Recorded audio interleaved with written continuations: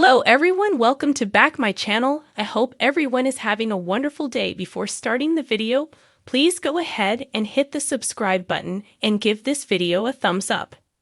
In addition to competing in Season 2 of Fox's Special Forces, World's Toughest Test, Kelly Rizzo recently moved into a new house in Los Angeles, 20 months after the untimely passing of her husband, comedian Bob Saget, 65.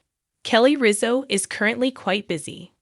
After Bob's demise, when my 18-month lease on a lovely Hollywood rental home expired, I moved and bought my first house, the 44-year-old Rizzo told the Post. I just wish I had listened more when Bob would tell me all these things about home ownership. Like, hey, pay attention to this. Here's how the plumbing works. The woman said, Yeah, I'll never need to know that, I thought. And I also wish I had listened more carefully when Bob used to say that having a property is a pain in the butt, she continued.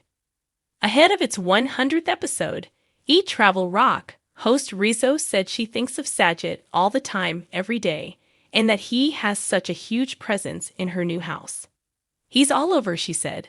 Whether it's the final poster from the very last show he performed the night before he died, pictures of him, or other trinkets, keeping his girls, Aubrey, Lara, and Jennifer, close to me while constantly communicating with them and his pals. Every day, she added, I feel like he's a part of my life in some way.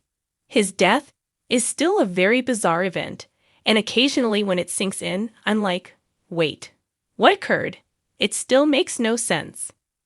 Bob was surrounded by an outpouring of love when everything happened. It's a testament to who he was and the influence he made on this planet that most people today still claim they've never seen anything like that, she added. When people bring up Bob, she said, it never makes me sad because it makes me glad that he's still on people's minds and they're still talking about him, mourning him, and caring about him. He will always be remembered. In Special Forces, World's Toughest Test, which premieres on September 25 at 9 p.m., Rizzo won't soon forget participating. In addition to Jack Osbourne, Jojo Siwa, Tom Sandoval, Bode Miller, Nick Viall, Tara Reid, and Blac Chyna, she is joined by 13 more people. I had maybe 10 days or so notice before I left for New Zealand, where the season was filmed, she claimed, leaving little time to prepare for the demanding reality show. I watched Season 1, so I knew there was a lot of running long distances through interesting terrain with really heavy backpacks. So I filled up a backpack with almost 30 pints of water bottles and would run up this hill in my neighborhood, the woman recalled. I would just run up a really steep hill at full speed until I was about to fall out and spew up. When we got to New Zealand, they gave us our combat boots, so I had to train for about a week or so beforehand. I would run on a treadmill wearing the combat boots. Even visits to the gym were controlled so that only one member was there at a time, according to Rizzo, who said that the cast was purposefully kept apart until the very first moment of filming. Rizzo claimed that she eventually grew close to several of her Special Forces coworkers. Jack Osbourne was just so helpful and great, and also, our cots face each other. So every morning we were the first people that each other saw, she remarked. Bode Miller was great. He and Jack are so educated about this world and have been traveling their entire lives.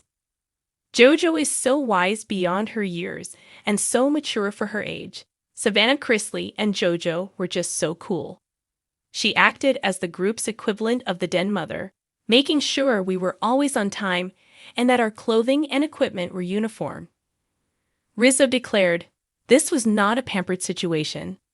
You genuinely have the impression that you are on a military base and a part of that society. There is neither a vending machine nor a snack kitchen, so you must eat when instructed to do so. The food is also subpar, and if you skip a meal, you will go without. There are no toiletries. If you wish to take a shower, you'll need dish soap instead of a brush, comb, or hair conditioner. One day, after jumping into an icy pond, I simply combed my hair with a metal fork. A few things are learned from sharing such tight quarters with 13 strangers, she added. If I don't have my eye mask, sound machine, or earplugs.